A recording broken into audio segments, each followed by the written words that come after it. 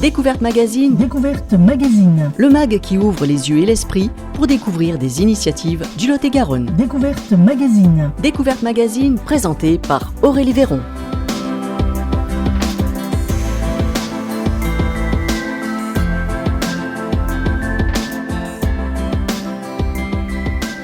Bonjour à toutes et à tous et quel plaisir de vous retrouver pour ce nouveau numéro de Découverte Magazine sur Espoir FM. Alors à l'occasion de la Journée internationale des droits des femmes, le Lot-et-Garonne s'est mobilisé pour mettre en lumière des parcours inspirants.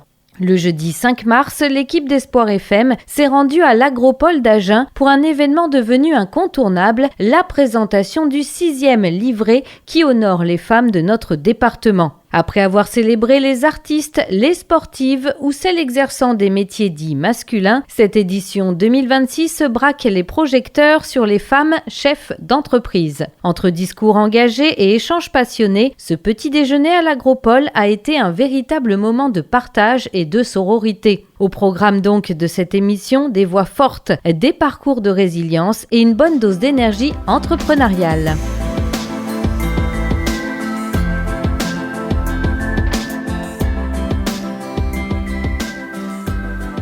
Pour ouvrir cette présentation, les élus du département ont tenu à rappeler l'importance du soutien public à l'entrepreneuriat féminin. Nous vous proposons d'écouter un large extrait des interventions de Sophie Borderie, présidente du conseil départemental de Lot-et-Garonne, suivie de Marilène Payarès, sa vice-présidente. Elles reviennent sur l'évolution de la place des femmes dans l'économie locale.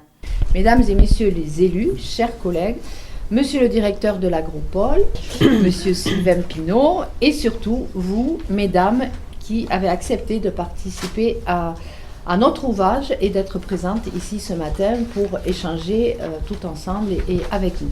Pour la 6e année consécutive, le département a souhaité, quelques jours avant la date officielle de la Journée internationale des droits des femmes, mettre à l'honneur les femmes lot-et-garonnaises. Après avoir consacré l'année dernière une édition aux femmes occupant des métiers dits d'hommes, nous avons choisi cette année de faire un pas de côté, tout en restant fidèles à notre engagement, en mettant à l'honneur les femmes chefs d'entreprise.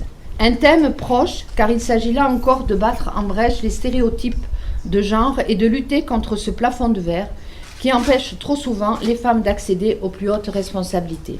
Car il existe en France un paradoxe majeur. Depuis la fin des années 50, les femmes ont massivement investi le salariat. Elles représentent aujourd'hui 49% de la population active. Pourtant, leur position dans la hiérarchie des emplois ne reflète pas cet engagement. La majorité d'entre elles occupent encore des postes subalternes. Elles restent minoritaires parmi les cadres et les professions intellectuelles supérieures. Et selon le dernier bilan annuel publié par l'Association pour l'emploi des cadres, l'APEC, l'écart de rémunération entre les femmes et les hommes ne se réduit pas. Chez les cadres, il atteint 16% en 2025, soit exactement le même niveau qu'en 2018.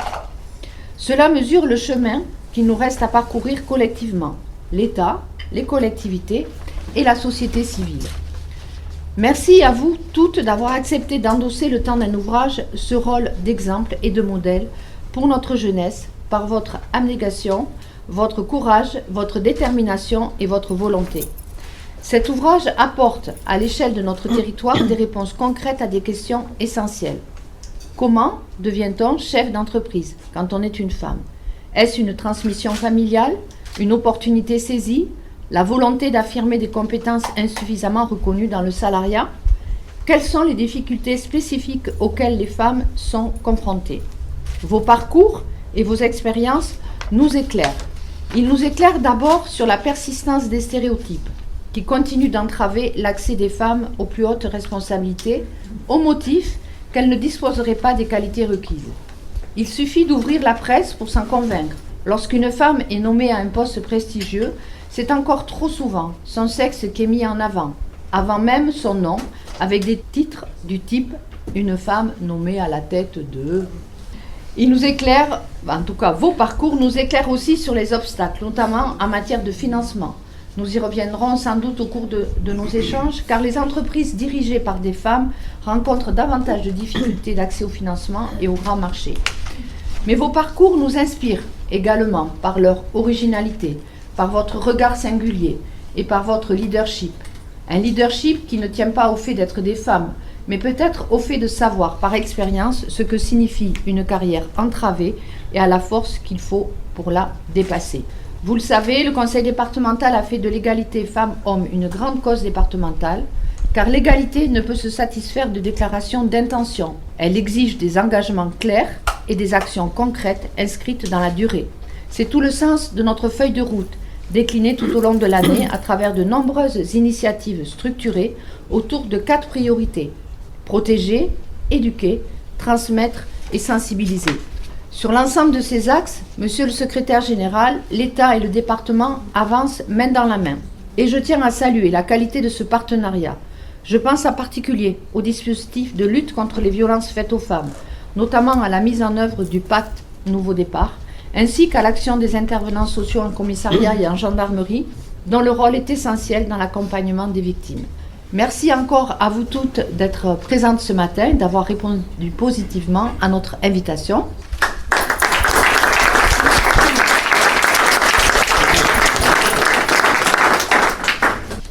Bonjour à toutes et tous et merci d'être là. Je voudrais ouvrir nos échanges en partageant 2 chiffres qui à eux seuls disent beaucoup du chemin qui nous reste à parcourir. Le premier, aujourd'hui encore, les femmes ne représentent que 28% de la chaîne entrepreneuriale, qu'il s'agisse de l'intention de créer ou de reprendre une activité, d'un projet en cours ou de la direction effective d'une entreprise, à peine plus d'un quart. Le second chiffre concerne la place des femmes au sein des comités exécutifs des grandes entreprises. Elles y occupent difficilement 25% des sièges. Que devons-nous en conclure ? Qu'en 2026, gravir les échelons lorsqu'on est une femme demeure un véritable défi. Nous le rappellerons sans doute ensemble ce matin. Les femmes continuent de faire face à des obstacles spécifiques que les hommes ne rencontrent pas ou pas de la même manière. Ces obstacles tiennent notamment à la persistance de stéréotypes de genre profondément ancrés. Nous l'avons vu par exemple pendant la crise du Covid, lorsque de nombreux articles soulignaient que les pays ou les entreprises dirigées par des femmes semblaient mieux résister que d'autres. Comme s'il fallait encore démontrer la légitimité des femmes à diriger. Alors, pour entrer dans le vif du sujet, je vous propose une question volontairement provocatrice. Être chef d'entreprise ou dirigeante, est-ce la même chose quand on est un homme ou une femme ? Donc, Alexandra, je vous invite à répondre à cette question. Alexandra Frégonèse, fondatrice du laboratoire Innovi.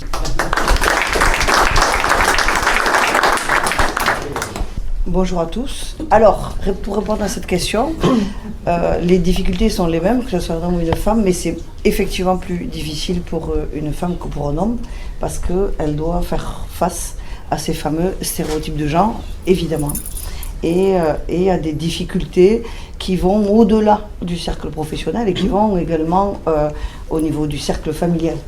Parce que quand une femme a besoin de s'investir professionnellement et à partir éventuellement à l'export, et bien évidemment, il faut qu'il y ait le relais en famille et empêcher son mari de de progresser dans son travail, d'avoir son plan de carrière, c'est aussi compliqué. Donc c'est compliqué dans le travail, c'est compliqué en famille parce qu'il faut faire des choix, il faut arbitrer et on privilégie la carrière de qui ? Quelle est la carrière qui est privilégiée, et donc ça c'est aussi une autre difficulté. Les difficultés sont nombreuses, on parlait des difficultés de financement, évidemment. Je pense que quand on est une femme, il faut accepter l'idée qu'il va nous falloir faire nos preuves 2 fois plus que les autres. Je pense qu'il faut partir avec cette idée-là, l'accepter, parce que le parcours sera évidemment compliqué. Mais ce qu'il faut se dire aujourd'hui, c'est que c'est possible. C'est-à-dire que quand on voit le parcours de toutes les femmes du département qui réussissent, je pense que ce qu'il faut retenir au-delà de la difficulté, c'est le fait que ça soit possible et qu'il faut le tenter. Je pense que c'est ce qu'il faut retenir. Je dis à mes collaboratrices et à mes collaborateurs, ne demandez pas moins de difficultés, mais plus d'aptitude à les résoudre. Et je pense que là, c'est pareil. il faut prendre acte que oui, ça sera plus difficile, mais que oui, c'est possible. Et je pense que la seule chose qu'il faut retenir, c'est la fin de la phrase, oui, c'est possible. Les femmes du territoire en sont l'exemple, et je pense qu'il faut s'inspirer de leur parcours et continuer à avancer sans se soucier des difficultés qui sont et qui resteront plus nombreuses.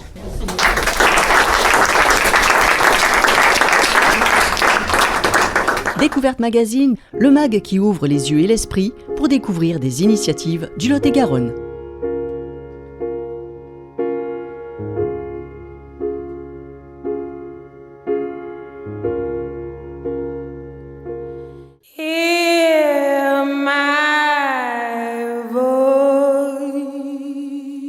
Découverte Magazine consacrée aux femmes chefs d'entreprise du Lot-et-Garonne. En effet, chaque 8 mars, journée internationale du droit des femmes, le département met à l'honneur les femmes dans un livret pour une mise en lumière de visages et d'histoires concrètes. Parmi les femmes mises à l'honneur cette année, nous avons rencontré Élodie Sauvage-Ferrezin. Elle est la figure de proue du Hangart, un lieu hybride et solidaire qui fait bouger les lignes. Elle nous raconte son défi quotidien, conjuguer économie sociale et gestion d'entreprise. On l'écoute.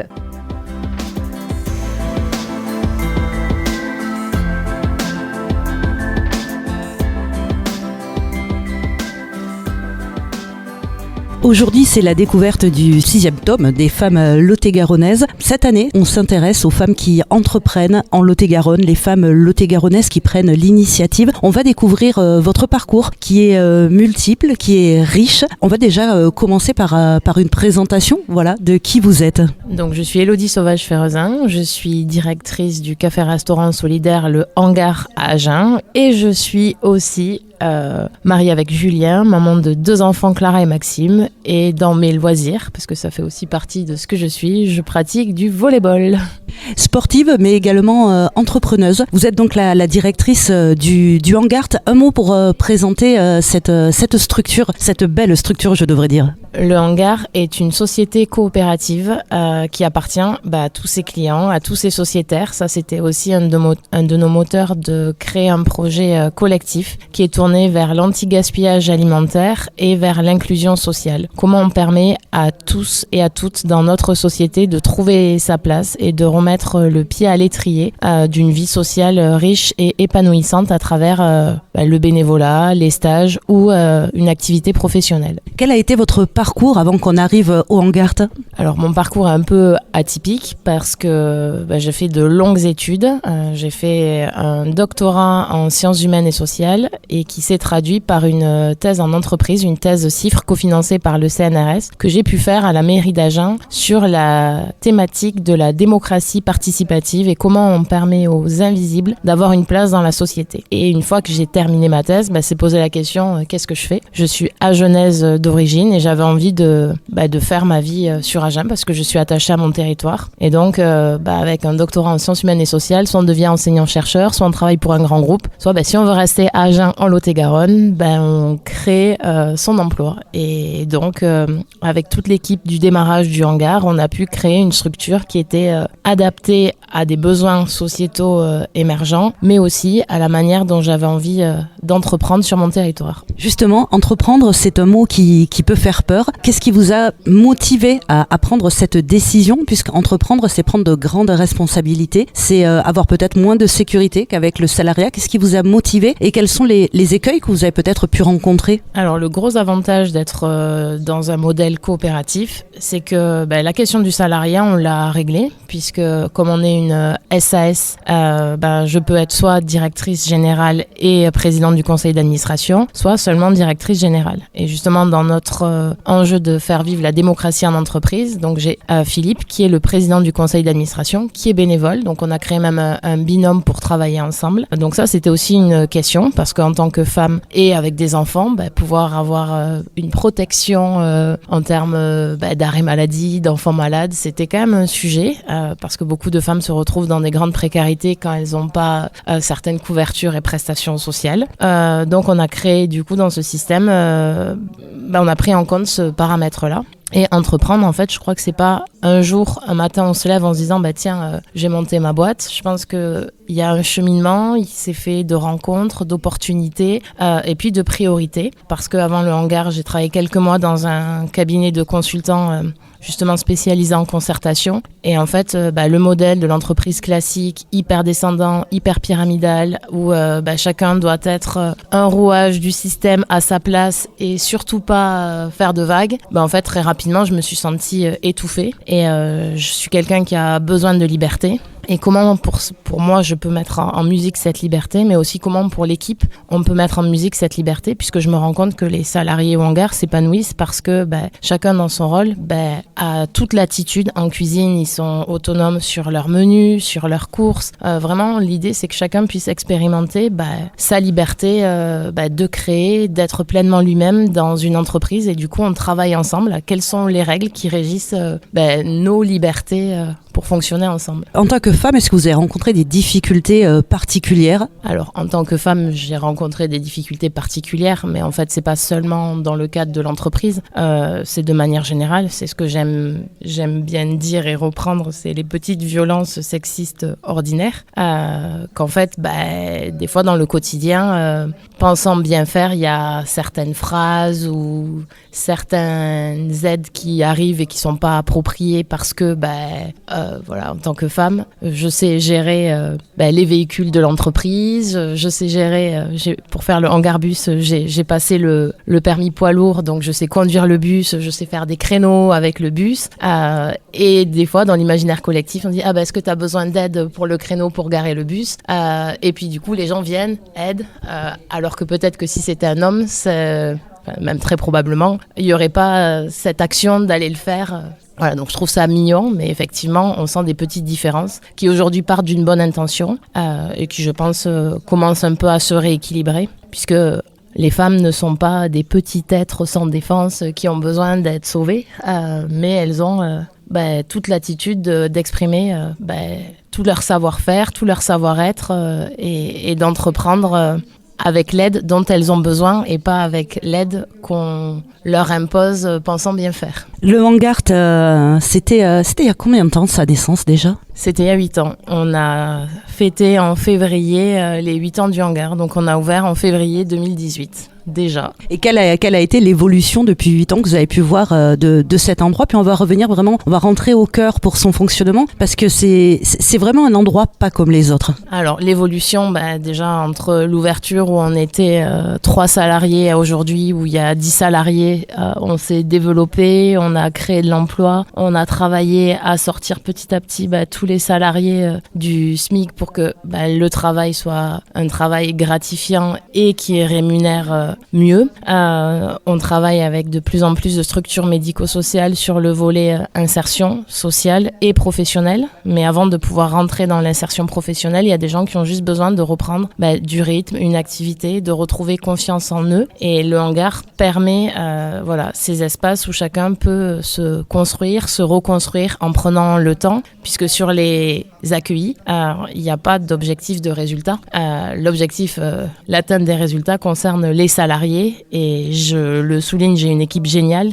Tous les salariés au hangar sont des professionnels de la restauration, des vrais cuisiniers, des vrais serveurs, des vrais animateurs sur le volet animation et insertion. Et ils ont tous fait le choix de faire un pas de côté pour accueillir dans leur brigade des non-professionnels qui sont en situation de handicap, en situation d'addiction, en situation de fragilité, en reconstruction. Et ça, c'est énorme de voir aussi la solidarité des équipes envers tous nos accueillis. Avec le hangar, il y a donc le restaurant qui lui aussi a un fonctionnement particulier. C'est un peu une surprise chaque jour si on ne suit pas les réseaux sociaux qu'on mémore le menu, mais c'est particulier pour un restaurant. Alors effectivement, l'opportunité de notre cuisine, c'est qu'on récupère des invendus issus de la surproduction, des produits mal calibrés, fruits, légumes, viande, poisson. Donc c'est près de 3 tonnes d'invendus récupérés chaque mois. Et donc ça veut dire que cette matière première doit être traitée en date courte avec des quantités limitées. Et donc nos chefs s'éclatent à créer tous les jours des menus en fonction des arrivages. Donc forcément, à la différence d'un restaurant classique où il peut y avoir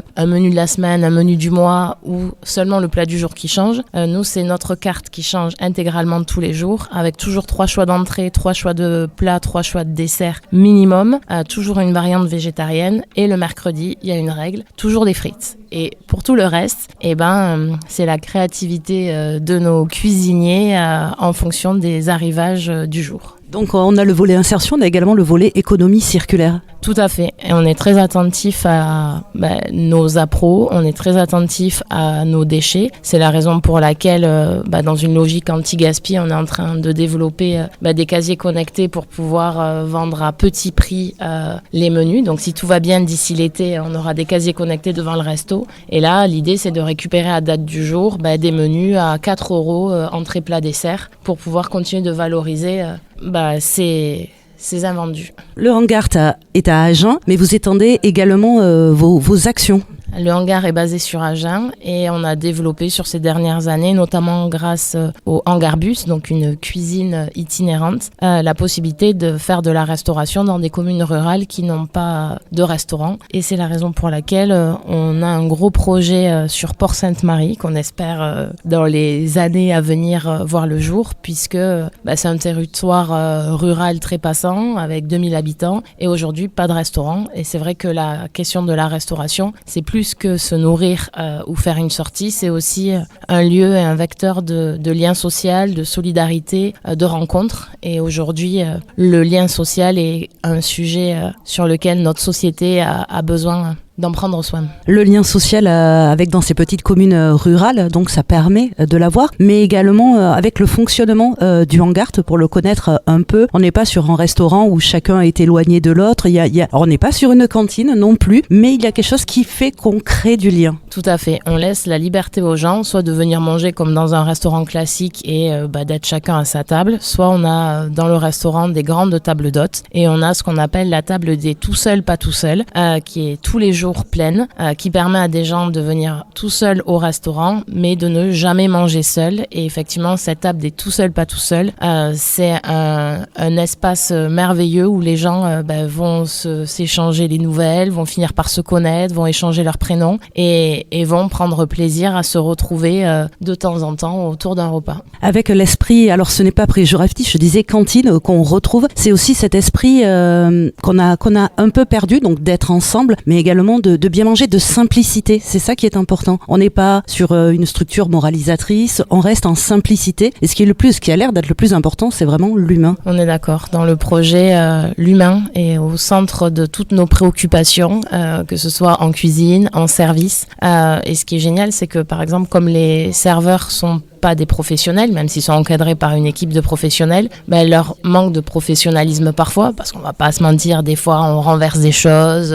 des fois le café arrive avec des éclaboussures, mais ce manque de professionnalisme est vraiment compensé par beaucoup de soins et beaucoup d'attention, parce que les gens qui sont là, les bénévoles qui participent au projet, leur cœur et leur souhait, c'est que tous nos clients passent un agréable moment. Et on a des clients qui reviennent en nous disant, en fait, pendant ce déjeuner, ça m'a restauré, au sens propre comme au sens figuré, parce que je me suis sentie considérée, on a pris soin de moi, on m'a reconnue dans qui j'étais, et c'est ça la force de toute l'équipe qui œuvre pour le hangar. Merci beaucoup Élodie Sauvage-Ferrezin, vous êtes donc directrice du hangar. Merci. Découverte Magazine, le mag qui ouvre les yeux et l'esprit pour découvrir des initiatives du Lot-et-Garonne.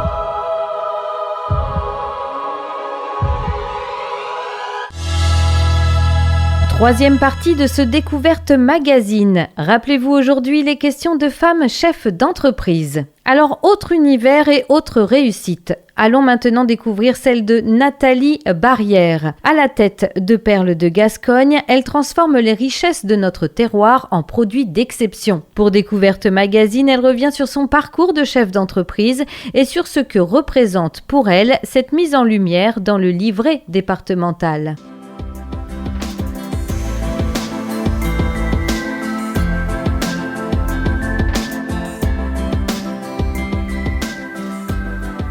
Nathalie Barrère, aujourd'hui on se retrouve pour la sortie du 6e tome consacré aux femmes lot-et-garonnaises. Et cette année, la thématique, c'est les femmes qui entreprennent, les femmes entrepreneurs en Lot-et-Garonne. Avec vous, on va parler de Perles de Gascogne. Mais avant de parler de cette entreprise, j'aimerais vous connaître un peu plus. Alors déjà, Perles de Gascogne est née, c'est une histoire familiale, c'est une histoire de famille, puisque moi je suis issue du monde agricole. Depuis je sais pas combien de générations, on est agriculteur, donc sur Pujol, en bas de Pujol et Bias. Donc mon père avait planté des noisetiers dans les années 80, années 86, exactement, la première année 1986. Et donc moi je faisais mes études, donc j'ai fait un bac agricole. Ensuite j'ai fait un BTS technico-commercial fruits et légumes et dérivés, parce que j'avais déjà dans la tête de reprendre l'exploitation. Mais dans mon idée, c'était pas de rester que sur l'exploitation. J'avais besoin d'ouvrir à l'extérieur l'exploitation. Donc je suis revenue en 95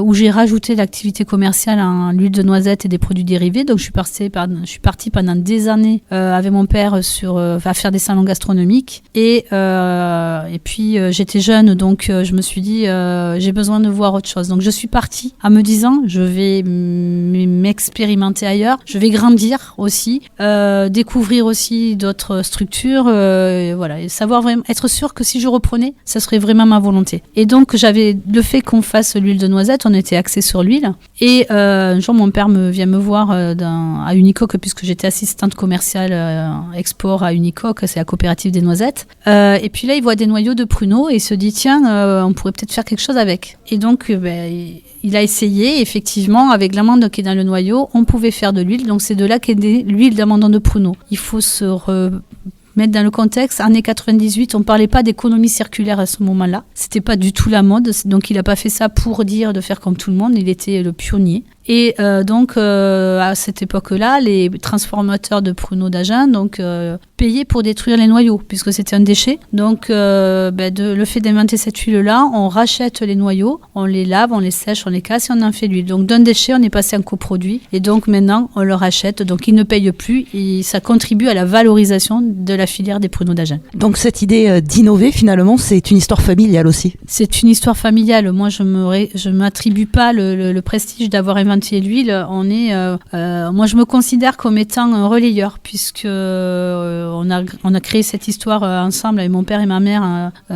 L'idée de la commercialisation, voilà, j'étais à la base. Après, c'est mon père qui a eu l'idée de l'huile. Mais aujourd'hui, donc moi, j'ai repris l'exploitation agricole et Perles de Gascogne en 2008 avec mon beau-frère. Année où je devenais maman aussi pour la première fois. En février, j'étais maman. En avril, je faisais mon stage des 40 heures à la chambre d'agriculture. Ils n'avaient jamais vu ça. Moi, je me tirais le lait entre midi et 2 dans une salle.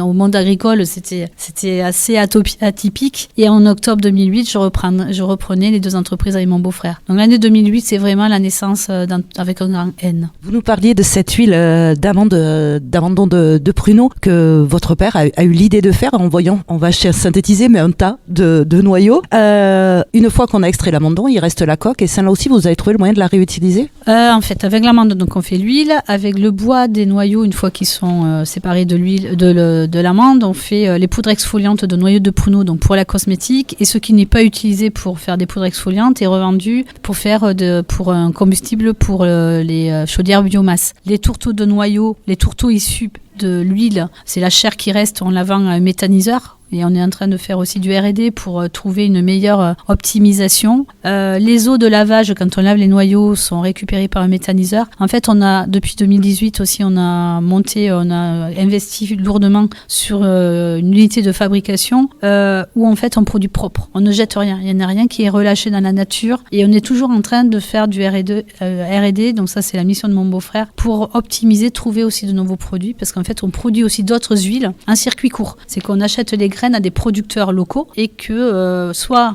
culture agricole, soit et aussi en économie circulaire, comme on achète les écarts de tri de la courge pour faire de l'huile de pépins de courge. Huile de pépins de courge, d'autres moins connues, comme l'huile de coriandre. Exactement, donc là c'est la dernière année. L'huile de coriandre est faite à partir de la graine. C'est une huile au niveau de l'odeur, elle est extraordinaire. Elle est plus orientée sur la cosmétique, bien qu'on puisse la consommer en alimentaire avec des restrictions en quantité. Mais oui, c'est une dernière huile qui aussi fait waouh. Entreprendre, c'est bien, avoir des idées, c'est encore mieux, réussir à les mettre en place, c'est génial. Après, faut-il les vendre? Comment ça s'est passé ce parcours-là, puisque ce n'est pas votre formation première? Alors moi j'ai fait un BTS technico-commercial, mais moi la vente c'est arrivé à moi. Ça fait partie de moi depuis toujours. Petite, j'avais 7 ans, mon grand-père il faisait des marchés au Shadok au passage, et je rêvais d'aller l'aider, de rendre la monnaie. J'aime le contact avec les gens, et je suis associée avec mon beau-frère, c'est aussi pour ça que ça marche, c'est que moi c'est le commercial, lui il est plutôt dans la technique, et après il faut y aller. Donc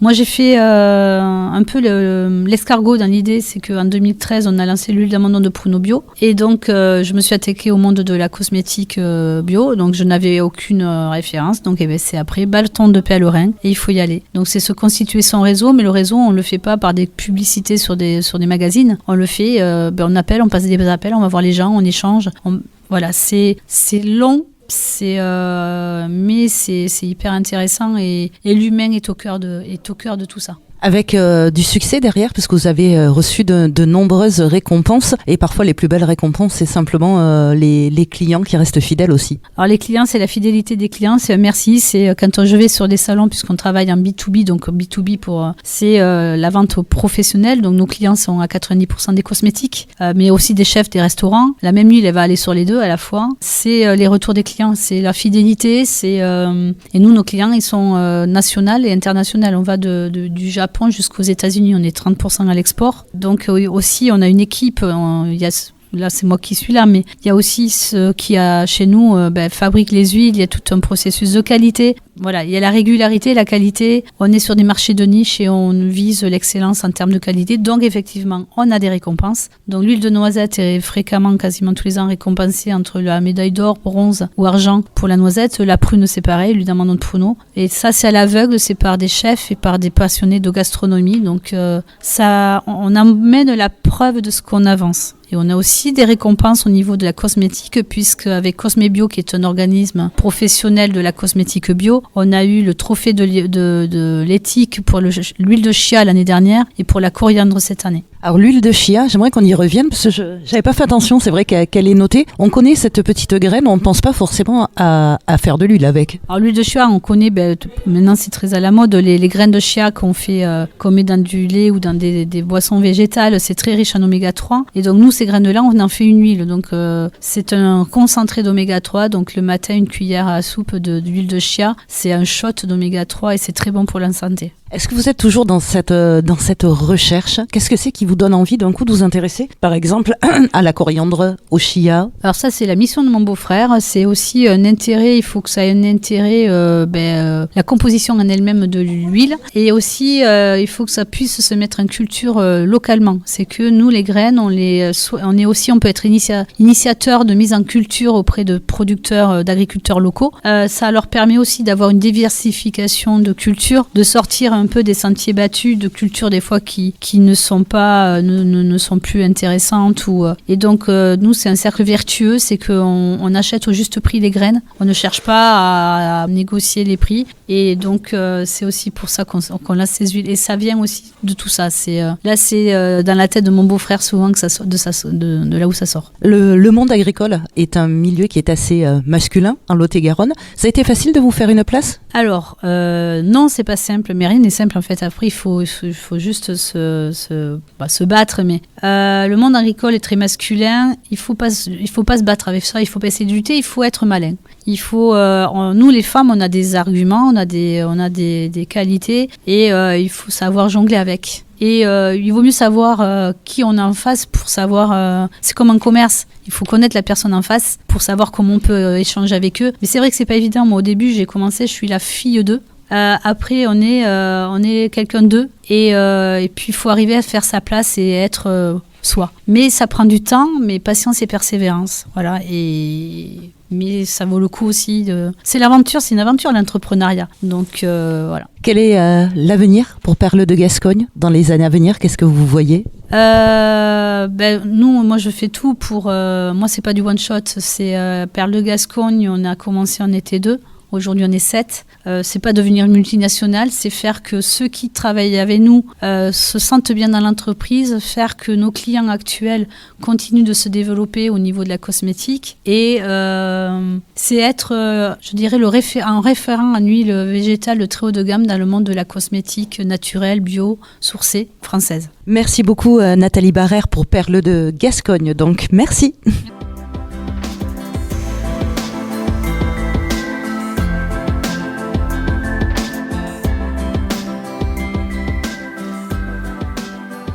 Et c'est ainsi que se referme ce dossier spécial consacré aux femmes qui font l'économie du Lot-et-Garonne. Un grand merci à nos invités pour leur authenticité et au conseil départemental pour cette initiative qui rappelle que le talent n'a pas de genre. N'hésitez pas à vous procurer ce 6e livret pour découvrir l'intégralité de ces portraits inspirants. Pour cela, rendez-vous sur le site internet www.lotetgaronne.fr. Quant à nous, on se retrouve très vite pour de nouvelles découvertes sur nos ondes. Belle journée à l'écoute d'Espoir FM.